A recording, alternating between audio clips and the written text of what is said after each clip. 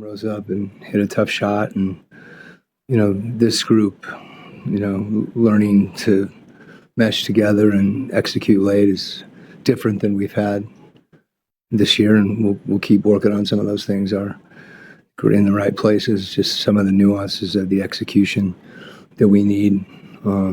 But again, as you said, we fought back, and I thought those two plays were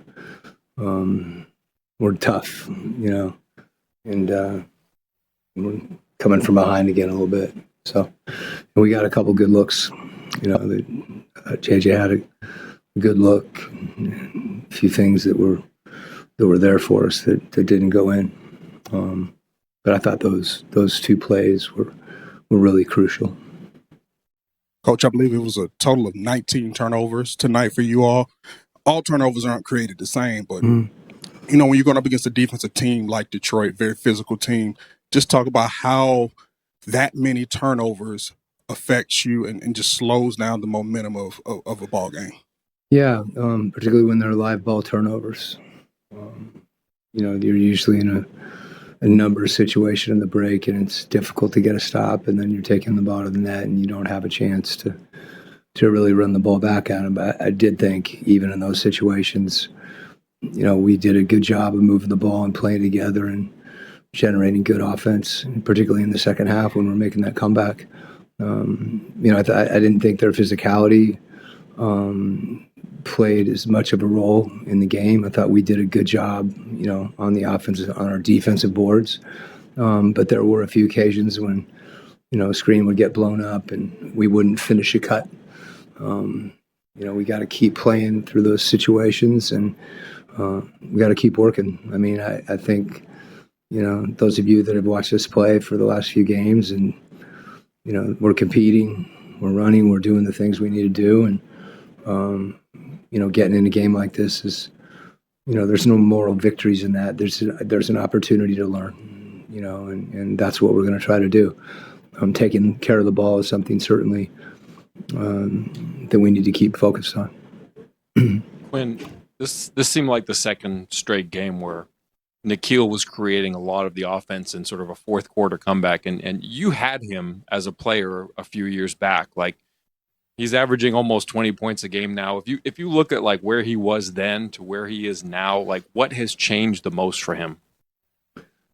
I think defensively, he's taken steps, and he's shooting the ball with a lot of confidence. I think for all of our guys, their ability to get in the paint and finish, or get in the paint and play with each other. And I think that's something that those decisions are things that he's continuing to make better, particularly in this situation as opposed to Minnesota. He wasn't finding himself in those situations as much. I think it's true of all of our guys. When we move the ball, different people are going to have opportunities to get in the paint and either finish or spray the ball out to guys. And we didn't shoot it particularly well tonight. But that's how we want to play. We want to continue to make the right play in that sense. And that's something I know, we've talked about and Nickeil's really embraced. And when he's got on the rim, the right play is to score. And that's been something he's been able to do, getting in there. And, for all the guys, I think there's a way of playing, which makes us all better. The whole becomes greater than the sum of the parts. And Nickeil's another guy that can be a catalyst for that. Coach, to follow with Mogay, what did you think of his game tonight? And why did you decide to keep him on the bench for the last 5 minutes of the game almost? Yeah, well, he's playing behind Jalen Johnson, who's a pretty good player. He was the player of the week last week. And that takes nothing away from Mo. The other guy that's out there, Onyeka, has played really well for us. And again, that's not taking anything away from Mo. I think the thing that he gives us when he comes in the game is energy. He has a presence on the rim, and a lot of those defensive rebounds that he's able to secure turn into transition on the other way. So every game's different about who you choose to play late in the game, and those are things as a coach you get second guessed on all the time. So I'm not worried about that. I'm really happy about how Mo's progressing and play. And I did think one of the things he did well tonight again is shoot the ball. And, I don't know what his percentage was, but I love that when he's confident like that. Same thing with Onyeka. Those guys spacing the floor gives guys like Nikhil and Dyson and JJ a chance to get in the paint, and they've been willing to throw it out to him. So Mo's going to keep working and keep improving. And, if he can give us that spark coming off the bench, it's a big deal for us. You mentioned Cade having one of the key plays, despite having Dyson on him and despite missing the last 3 games with an injury, he gets his numbers.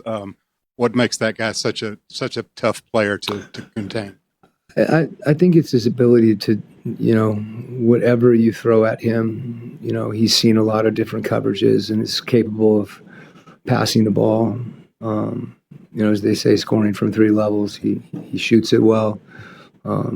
Obviously, mid-range is something he can do, and he's finishing. So, his ability, and I think his size also makes his decision making, even more efficient.